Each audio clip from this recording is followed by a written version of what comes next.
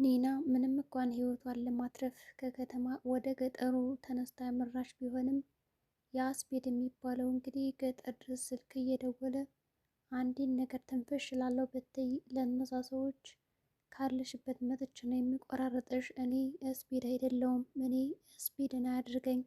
ስለዚህ ምንም አይነት ቃላት ትንፍሽ ማለት የለብሽም በማለት እንግዲህ ደውሎም አስጠንቅቆና አስረግጦ ነግሯታል። ኒናም በበኩሏ ከዛ ነፍሴን አተርፋለሁ ብዬ ብመጣ ይባስ ደግሞ ከዚህ ገጠመኝ።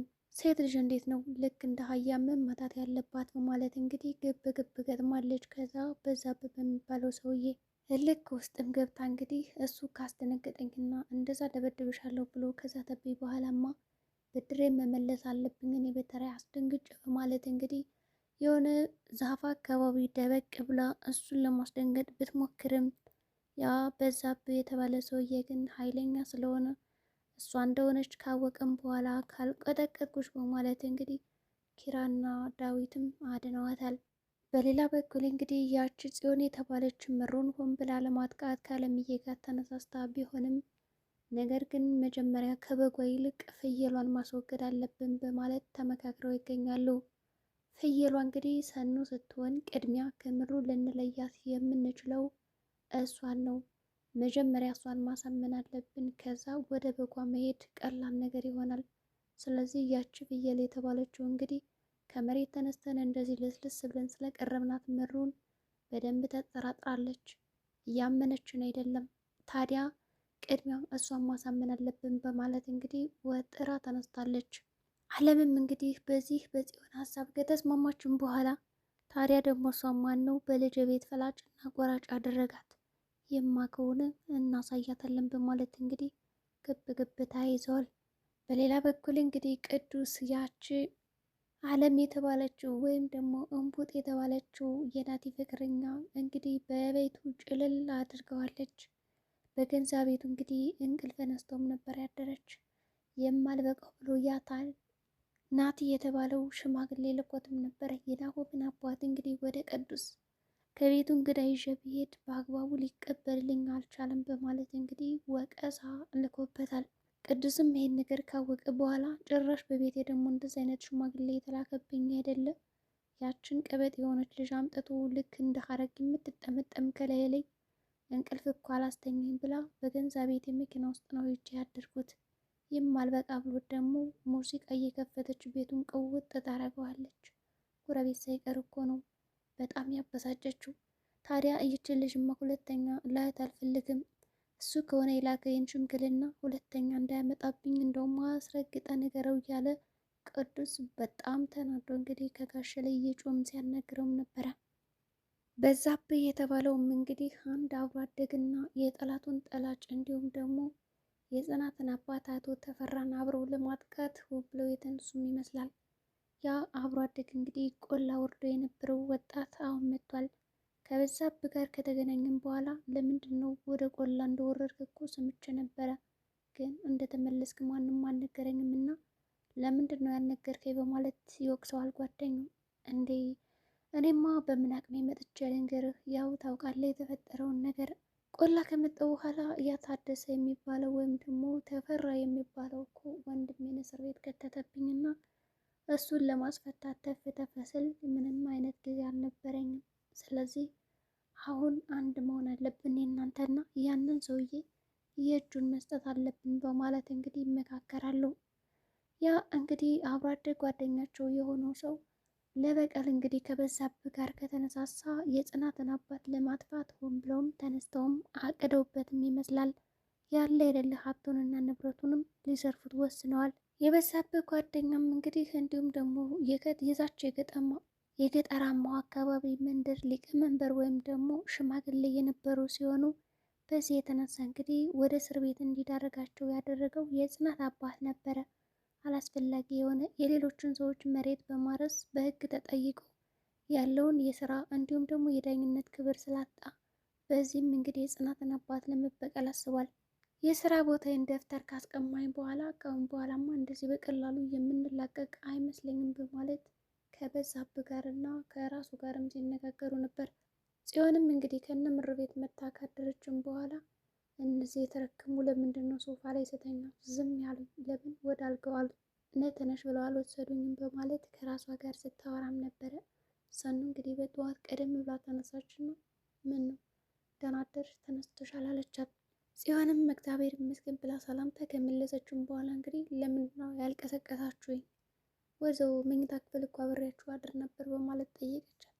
ሰኑም እንግዲህ ከአንድ አልጋ ላይ መቼም ለሶስት አንድም አይደለም ወይስ ደግሞ መሮጁ እጅሽን እየጎተተች ወደ አልጋ እንድትወስድሽ ነበር የፈለግሽው አለቻት። እሷም እንደዛ ሳይሆን ራሴ መሄድ እችል ነበረ ግን አልጠራችሁኝም አለች።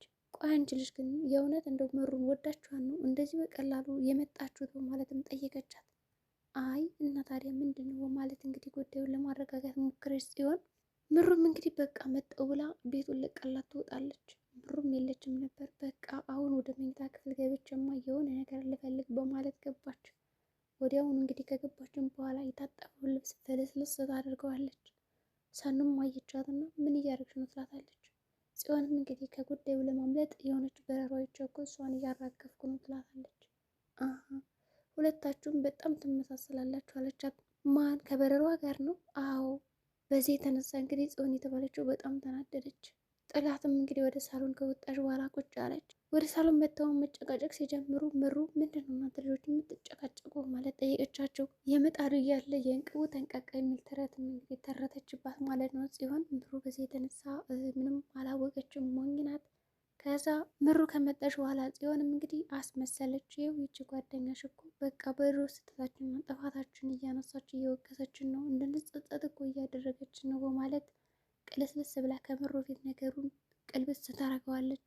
ሰኒ በዚህ ሁኔታ ምን እየዋሸሽ ነው? እንደዚህም አይደለም አሁን ምንድነው ስትኝ የነበረ ስትላት ምንም አላልኩሽም በማለት ከምሩ ፊት ሽምጥጥ አደረገችው። ምሩም እንግዲህ ምንም አልገባትም እና ለምንድነው ሰኒ ልጅቷ እኮ ለመቀየር እየሞከረች ነው፣ ምንድነው እንደዚህ የምታርጊያት በማለት ከጽዮን ይልቅ ሰኑን ተቆጣቻት። ሰኑም እንግዲህ በቃ አንቺ ሁሌም ሞኝ ነሽ፣ መጠርጠር ምንም የሚባል ነገር አታውቂም፣ ይልቅ ብልጥ ሆይ እሱ አውቃ ነው እንደዚህ የምትቅለሰለሰው ማለት ጥላት ብድግ አለች። ኪያም እንግዲህ ከነ ኪራ ቤት ከሆነች በኋላ ቆይ ግን ይችኒና እንዴት ነው ጉዳዩዋ? በዛው ሄዳ ልትከርም ነው እንዴ? እኔ እኮ ምንም አይነት ልብስ ሳላመጣ ነው ሳልዘጋጅ ነው ወደዚህ ቤት የመጣሁት ማለት ለኒና ስትደውል ስልክ አታነሳም። ለሰኑ ደወለች። እኔ እኮ በቃ ከነሱ ቤት ነኝ የለችም ገጠር ሄደች ማለት ጉዳዩን አጫወተቻቸው። እነሱም እንግዲህ ብቻዋን ከምትሆን በማለት መሩና ሰኑ ወደ እነ ጽናት ቤት መጥተዋል። የኒና ወደ ገጠር መግባት እንግዲህ አላሳመናቸውም። በሌላ በኩል እንግዲህ ኪራና ኒና ወጣ ብለው እንግዲህ መንቀሳቀስ ፈልገው ቤቱን ዘጋው አልዘጋውም ይባባላሉ። ሁሉም እንግዲህ ኒና መስክ ከወጣች በኋላ ሽንት የመጣ ብላ ሽንት ለመስማት እንግዲህ ስትሄድ በጫካ ውስጥ በጣም ፈርታ ነበር። የሆነ ነገር ቢመጣብኝ ስባክ ጥለኝ እንዳትል እያለችው እንግዲህ እሷም ለመጠዛዣ ስትሄድ የበዛብህ የተባለ ከኋላ ይመጣል። እንግዲህ እሱ ኪራ አመሰግናለሁ እየጠበቀኝ ነው አይደለ ጠብቀኝ ስላልኩም ማለት እንግዲህ ከጨረሰችም በኋላ ዘወር ስትል ያበዛብ ነው። በስመ አብ ብሎ ነበር ያማተበባት። ምኒቱ የሰው ጭራቅ ናት። አንቺ አሁን ሰው ነሽ ወይስ ሰይጣን ነሽ እያለ እንግዲህ በጠጉሯ እንዲሁም በመልኳ መሰረቅ ጀመረ። እንግዲህ ኒናም በጣም ተናደደች እና ቆይ እዛ አካባቢ ጠጉር ሰው የለም እንዴ ምንድነው የሚያክል በማካበድ ተናገርከኝ ትለዋለች። እሱም ረደ ወደዛ በማለት ይነግራታል። እንግዲህ ኒናም አልተቻለችም እና ክርክር ውስጥ ትገባለች። ኪራ በማለት ጮች እና እንግዲህ ሊያድናት ወሰነ። ወደ ቤትም ከሄዱ በኋላ እንግዲህ ኒና በተራዋ ለመበቀል ሞከረች። ያ በዛብህ የሚባለው ብቻውን እየሄደ እያለ ከጫካ ውስጥ ገባችና አስደነገጠችው።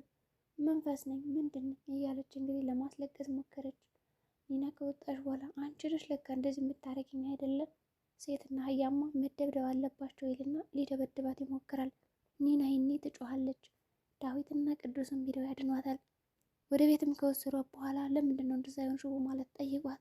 አይ በቃ አስደንግጦኝ ነበር እኔም በተለይ ልበቀለው ብዬ እንደዛ ሳደርገው ልደበድብሽ አለኝ፣ ደግሞ ከዛ ነፍሴን አተርፋለሁ ብዬ ከዚህ መጥቼ ልሙት እንዴ አለች።